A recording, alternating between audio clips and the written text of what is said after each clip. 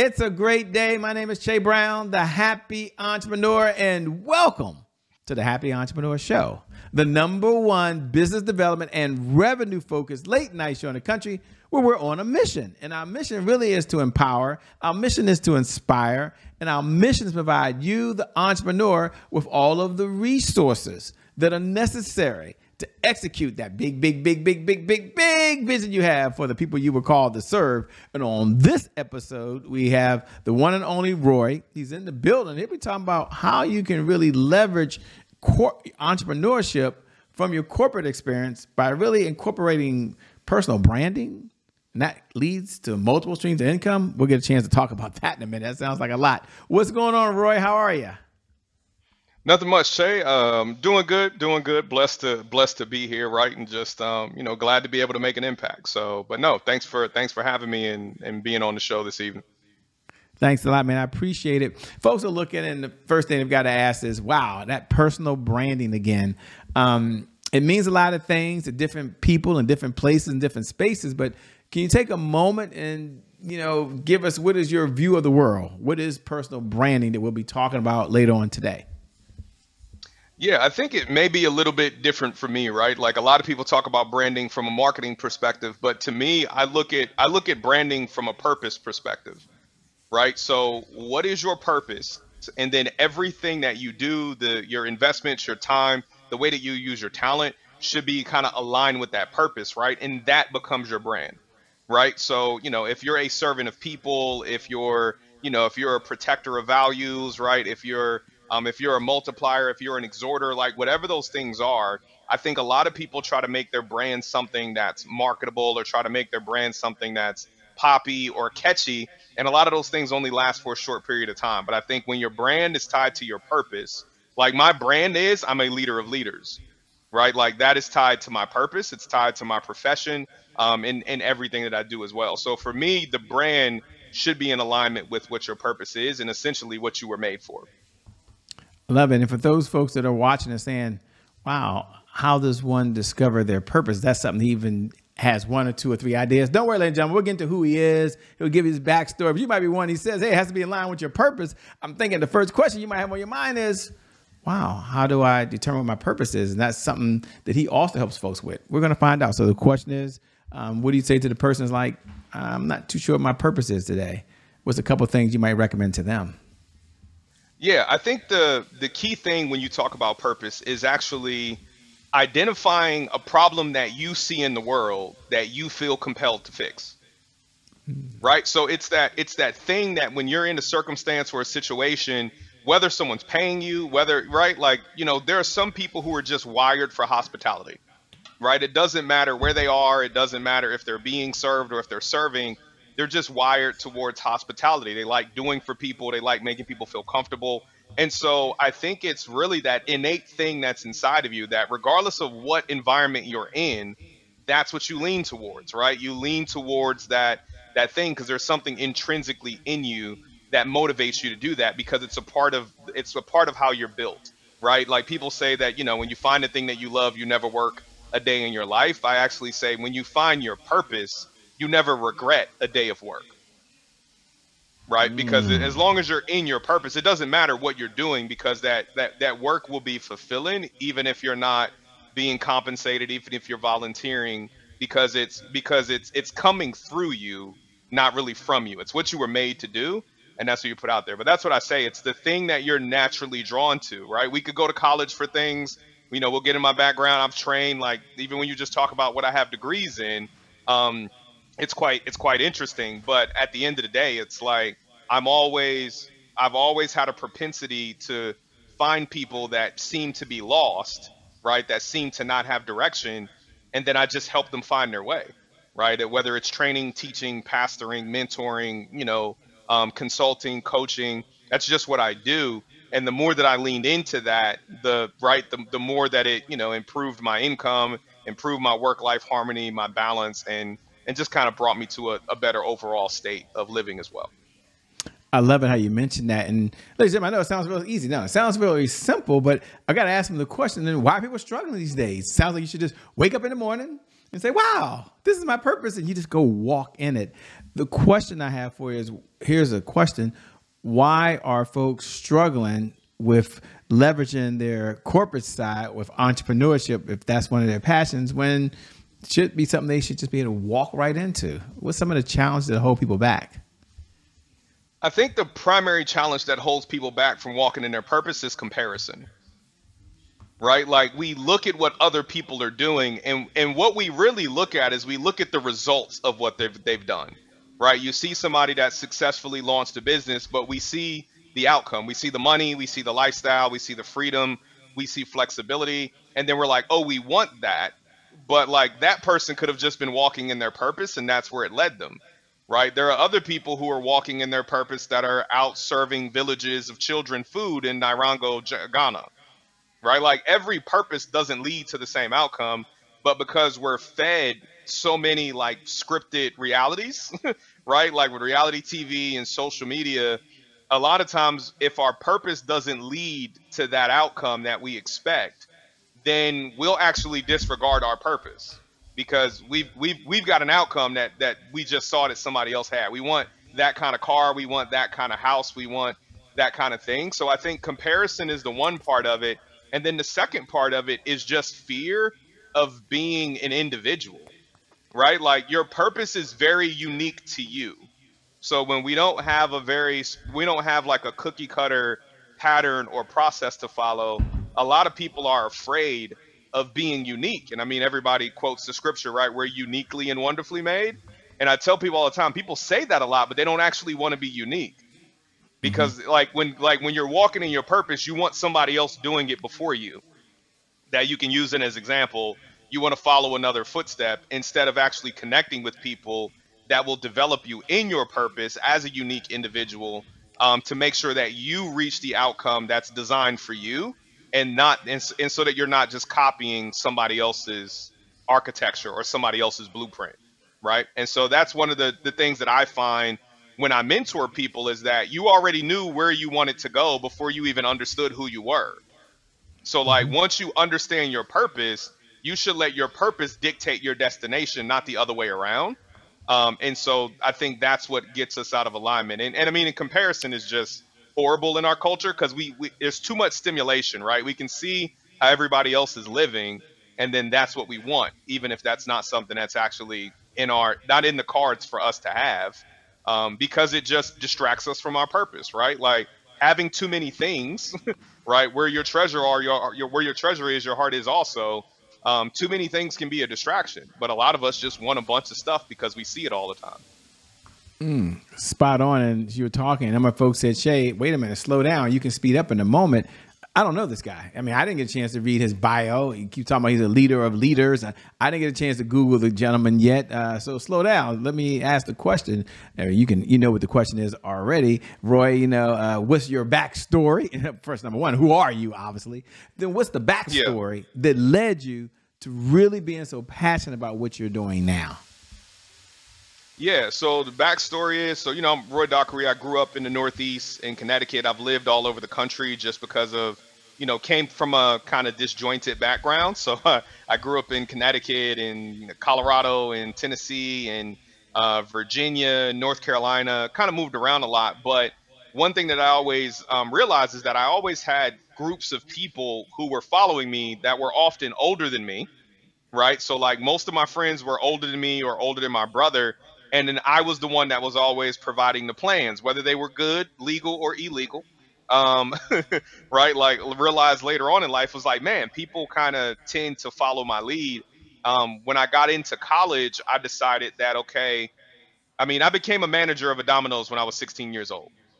So that's just one. So like my first leadership job, I was 16 years old, and it was probably 3 months after I started my first job, that I became a leader in that role. But I think it was when I got to college that I realized it wasn't just task and like activities that I was leading; it was people, right? So I started to study people. I started to read a lot of books on sociology, organizational leadership, anthropology, psychology. It was like I need to understand people because I really wanted to realize like why are people following me? To your point, like you just said, Shay, I'm like, who am I? Like why are people following me? But it was a level of confidence that I had in what I was called to do that was attractive to people. They were like, you move like you know where you're going. But the weird thing is I didn't know where I was going. Like I know what I was made for, and I'm like, I'm going to do that, and then hopefully that leads me to where I want to be. But like, so I went through that. I was a leader all through college. I was a leader when I was in the military. I wound up being an instructor teaching 18 to 24-year-olds how to operate nuclear power plants in the Navy in South Carolina. Then I got out of the military and went into corporate America. I went into healthcare technology, and within 8 months of starting at the bottom as a technician, I was a manager. Within 2 years, I was a director. In less than 5 years, I was a vice president, and then kind of moved through my career as a senior executive for the last 10 years.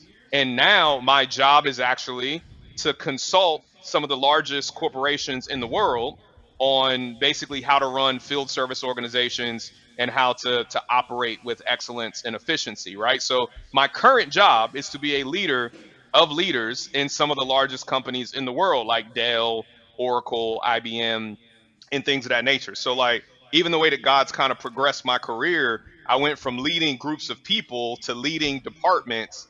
And now my primary job is actually leading, 30 to 40 Fortune 500 companies on a weekly basis, like providing their leadership, their CEOs and VPs and executives direction on where they should take their organization or how to initiate change and to lead, and lead through change within their organizations as well. So, I mean, so I've done all of that, right? I have a degree in business management. I have a degree in nuclear engineering. I have a degree in information technology, and I have a master's degree. So if anybody just wants to check receipts, they're all on my LinkedIn page. So it's like throughout that, I know what I'm talking about, but most of it is still purpose, right? There's a lot of different things I could have done with those degrees, but what God led me to was to lead people, to develop people, to train people. And that's what I've done. So that's why I have a leadership consulting business. I also mentor executives and pastors and artists and things of that nature as well. And yeah, and so I kind of do things, but everything I do is around leadership development, whether leading individuals or leading organizations. I love it, man. So transparent, and that leads me to kind of the $70,000 question, which is, if you had to give the 1, 2, 3s, if I can say it like that, on how to leverage really entrepreneurship in the corporate space, so you have multiple streams of income. What would you say to the person that's listening right now and saying, "Yeah, I love this guy. I'm curious, what would he say to me?" Yeah, I think the first thing is that when you understand your purpose, it's going to drive you to show up at work to do more than just your job. Right? I think one of the things that we struggle with is that we're getting paid a paycheck, we have a job description, and most of us limit ourselves to a job description. When there are things that we can do that add value to our companies, that if we chose to do those things, would actually gives you more income. Right? Like I went from being a technician to a manager because I have the ability to train and I saw that people needed training. So I started training people. Then when a manager role became open, they were like, he's already really good at leading people in training. So I got promoted to be a manager, right? But like I was already using a skill set of leading people, developing curriculum, communicating with customers. But that wasn't in my job description. My job description was to fix pharmacy robotics and automated material transport systems, but that's not all I'm capable of doing.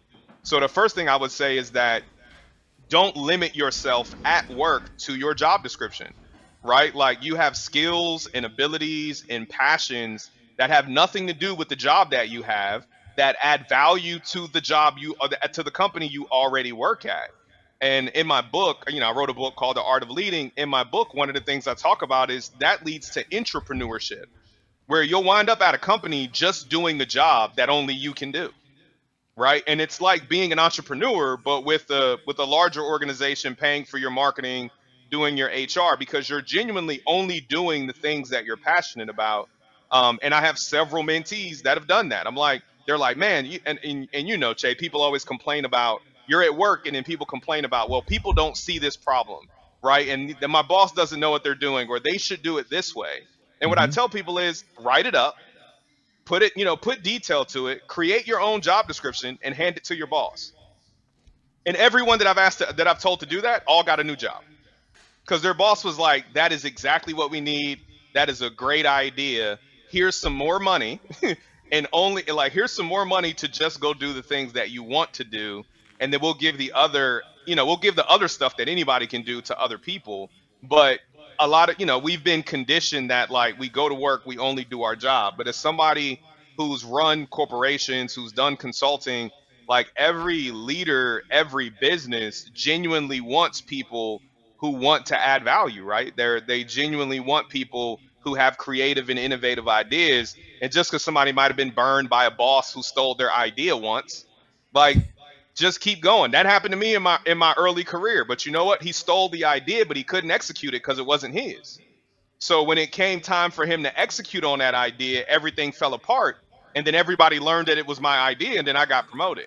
So even in the situation where somebody tried to take advantage of my purpose, it still wound up with me being employed and them being unemployed, right? So because you can't mess with God's children. He don't play that.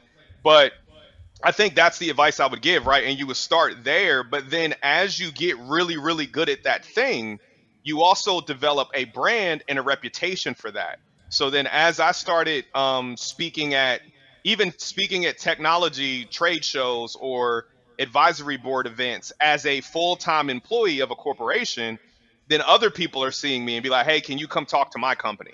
Or, hey, can you consult with us on this? Or can we get you to help with this? Or can we help you? Right. And so just being in my purpose and actually being in roles that I largely defined, when you go out and other people see that, they also realize that there's value in it. So now they want to pay you for the same thing that your company's paying you for.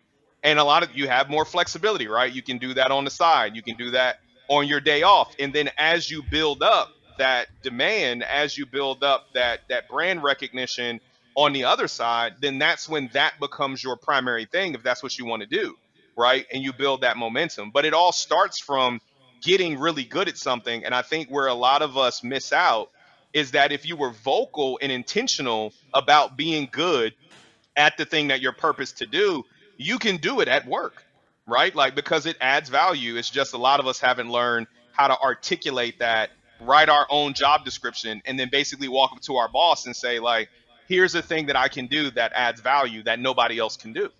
And I've never had any, and I've had, I mean, at one point, 2022, I had 57 mentees across the world. And I've never had a mentee get turned down from offering to do a specific job that add value.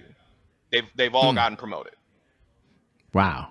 Spot on, man, and very detailed answer, man. Thanks so much for sharing. Thanks for being transparent. Ladies and gentlemen, he's giving the best. He didn't give us the questions. He said, you can ask whatever you want, and he's answering it as truthfully and honestly. And it leads us to a segment, as you told them exactly what they need to do, that we have here. And the segment is called Today is my January 1st. And for those folks who tune in every night at 11 p.m. Eastern Standard Time, I know you can't wait to say those words. You wait to this very moment to be able to say those words. Today is my January 1st. Happy New Year to you, by the way. And for those folks that are tuning in for the very first time, today is my January 1st is a personal mantra here at the Happy Entrepreneur Show. So welcome, by the way. It represents a fresh start. It represents a do-over. It means the past, no matter how dark and gloomy the past is or how bright and sunny the past is, the past no longer equals the future. So my question for Roy is really two parts. Number one, when you hear those words, today is my January 1st, what do you hear? What do you hear? And then was there ever a time in your life where there was a setback? Maybe his life's been perfect, ladies and gentlemen. He's been a rock star since 16, but was there ever a time in your life where there was a setback? And how did you bounce back from it if it did happen to you? Yeah, no. So when I think today is January 1st, right, I think of like renewed energy and focus, right? Like you have that goal, and it might have, the goal that you kind of set out there that you put in front of you. And like, regardless of what happened, if you haven't achieved it yet, it's time to like wake up and pursue that goal, right? Like, so to keep driving after it. So that's what I think about when I hear January 1st, and to talk about setbacks. Like I say, it's, my mentees always laugh. Like I didn't want to be an executive. I didn't want to be a consultant. I'm also a pastor. I didn't want to be a pastor. I was a music artist for 20 years. I didn't want to do music, right? So most of the things that I've actually done well at are things I did not want to do. So when I joined the military because I love teaching. I originally went to my information technology degree is actually a business education focused degree. I wanted to be a high school computer teacher. That's what I wanted to do. And then when I started going to college, didn't really like public school and was like, all right, like I'll go. I still want to train, but I don't necessarily want to teach kids. So I went into the military to teach. I went into the military to teach people how to operate nuclear power plants. So it was very technical. It was science mixed with electronics. And so kind of like, tweaked all of my nerd buttons. But 2.5 years, maybe 3 years into getting into the military, I got very, very sick. And nobody knew what was wrong with me. At one point in time, I had 16 different doctors. I've had lung biopsies. I've had muscle biopsies. I was getting like 12 or 13 vials of blood drawn every 3 to 4 weeks. And my career ambition to be an instructor in the Navy and to be the best at that and to retire from the Navy got abruptly shut down because the Navy was like, we can't keep you in because we don't know what's wrong with you. We can't deploy you because you've got like 16 physicians. So I was just administratively separated from the Navy with no benefits, no military retirement, no nothing. And my wife had just had our daughter. My daughter was probably 4 months old. My oldest daughter, who's now 16.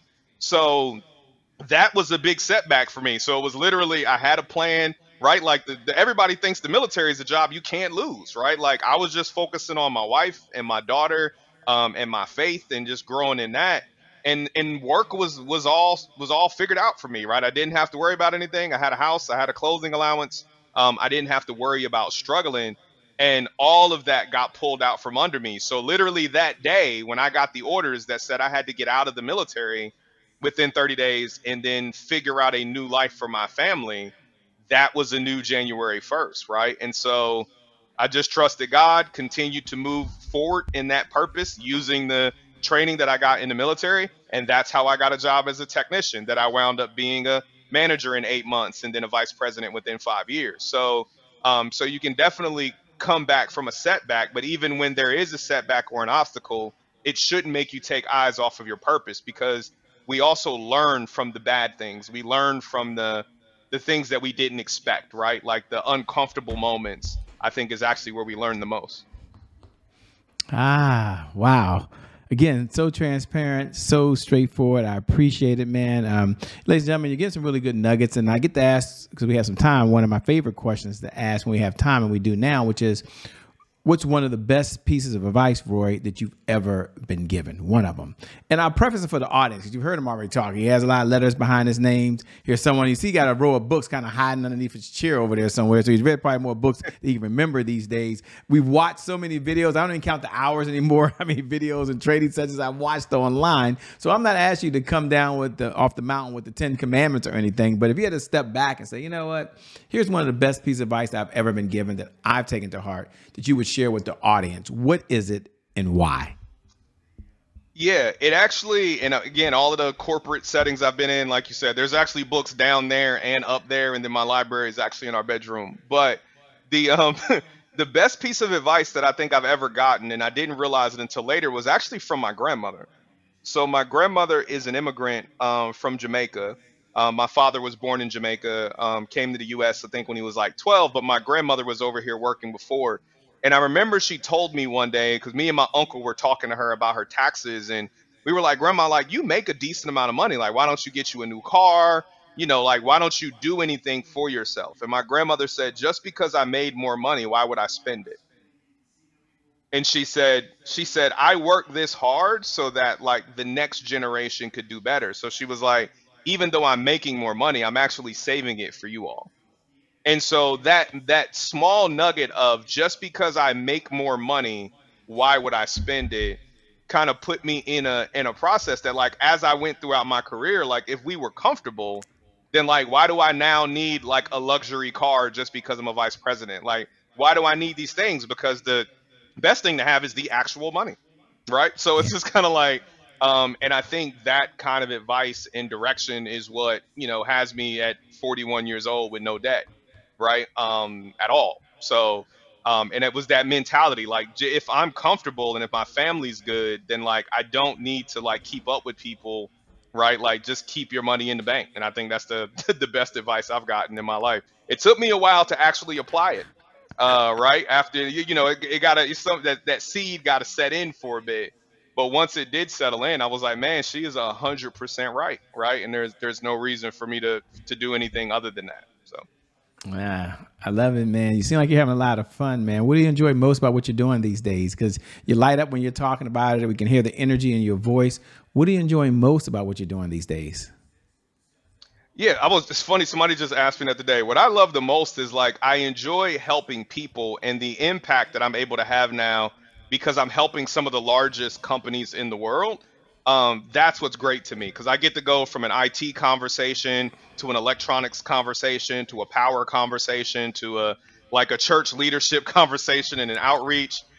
It's just being able to kind of maneuver across a lot of different like verticals and segments. Like one of my mentees owns a seafood restaurant, right? So I get to talk to him about running a restaurant, which I did when I was in, you know, when I used to work at Domino's. So I just thank God for like using every aspect of my journey as something that I now get to kind of like dive in and play in every day. And I've got the flexibility that I get to spend a lot of time at home because what you can see behind me, they're like Funko Pops, but behind those Funko Pops are all magnets. And those are Yeah. all the places that I traveled to for the last 14 years. So I used to travel 75% of the time for 12 years. Um, and Wow. now I don't really have to travel anywhere at all, right? I can do a video call and make more money not having to go anywhere. And I have a, you know, I have a big family, right? So I have 4 children, and my wife. So that's the thing I love now. I get to touch so many people, but I don't actually have to be gone for significant periods of time away from my family because that's my source of hydration. That's my fuel, right? My family is what um, encourages me, empowers me, and gives me the life force behind Christ to keep going. So the more I get to spend with them, the better I am as a person. So. I love it, man. And so what do you do for fun? We're not out collecting magnets and you're not traveling anymore. When you're not saving the world and saving leaders and leading corporations. What do you do for fun these days? You know what's you know, I just go to comedy shows, man. Me and my wife, we love to laugh. So if I'm not watching, there's like Seinfeld, Funko Pops over here in the office. If I'm not watching comedy, I'm probably at a comedy show. So that is my relief valve, right? Just to catch a good comedy show. I like going to little hole in wall, the little comedy zones, and you know the improvs, and I'll occasionally do like a a arena or a big show, but that's my main thing, man. Just going somewhere and being able to laugh and to hear like the satire of the world, right? And just kind of hear from some comedians on what's going on today. But that's my favorite thing. So probably about every other week, I'm at a comedy show of some shape or form. So that's our getaway, and it gives us a good date night, right? For me and my wife to get out. So. Yeah, and you get to laugh, hopefully laugh and have some good laugh. That's kind of cool, by the way. As we come down the home stretch, by the way, two-part question. Number one, what type of clients are you looking to work with these days, if any? I'm not sure if your firm's taking on any clients. And number two, how can folks best connect with you? How can they stay in this conversation over and beyond the time that you and I have right now? Yeah, so from a client's perspective, like I take people on as needed. I honestly take clients on based on what purpose they're trying to fulfill, not just who can pay for the services. So I know a lot of people that do consulting. What I do is rather unique because, and you mentioned it early on, if people don't know their purpose, then I can't really help you. And if it's not something you're trying to find. So I work with individuals and businesses that are either aligned around a specific mission or they understand what their purpose is and they're trying to figure out how to walk it out. And people can reach me on my website, roydockery.org, ROYDOCKERY.org. I'm Roy Dockery on all social media, Roy Dockery MBA on Instagram, TikTok, LinkedIn, all that other stuff. And I do post leadership tips every day. So I post, like you said, it's something I'm passionate about. You can see the energy. I post leadership tips 5 days a week, unless I'm on vacation or it's like an observed holiday with my company or my family. But that's one thing that I just do. I wake up every day, and then whatever God puts on my heart, I share with the leadership community. Yeah, but that's the main way. Just they can reach me on my website and they can book like an intro appointment. And if people just say, hey, like I want to take an hour and I want to dive into like my leadership style and do an evaluation, people can book directly through my website as well on the contact us page. Fantastic. Let me say thanks so much, man, for being on the Happy Entrepreneur Show. I appreciate it. I know you can always make more money, but you can't make more time. So you're giving us the most precious resource you have, which is your time. We appreciate it so much. No problem. Thanks, Shay. It's great being here. And thank you to viewers. Thank you for tuning in, by the way, because without you, well, we don't have a show. So we appreciate when you show up. It's always cool when you hit the like button, but really this episode, hit the share button. If you're on one of the platforms, some of you are not, but if you're on one of those platforms, you can hit that share button. It's there. Hit the share button and pay it forward to someone else. And I never get tired of reminding you every night at 11 p.m. Eastern Standard Time that you are someone really special and you're someone that got these unique talents inside you. You've got this purpose, as he was talking about. You've got this greatness inside you, and it's not just hyperbole. This is not fluffy, but it's deep down inside of you. And no matter what's going on in your life, whether you're doing really well and there's another gear in you, you got to wait, going to that next level, or life's hit you with the punch you never saw coming. One thing I believe is that today is your January 1st. And because of just that one reason alone, your best is still yet to come. Your best is yet to come. Your best is yet to come. With that being said, my name is Shay Brown, the Happy Entrepreneur. Thanks for tuning in. Make it a great day, and we'll see you on the other side. Peace. We out here. Thanks a lot, Roy. Bye-bye, everybody.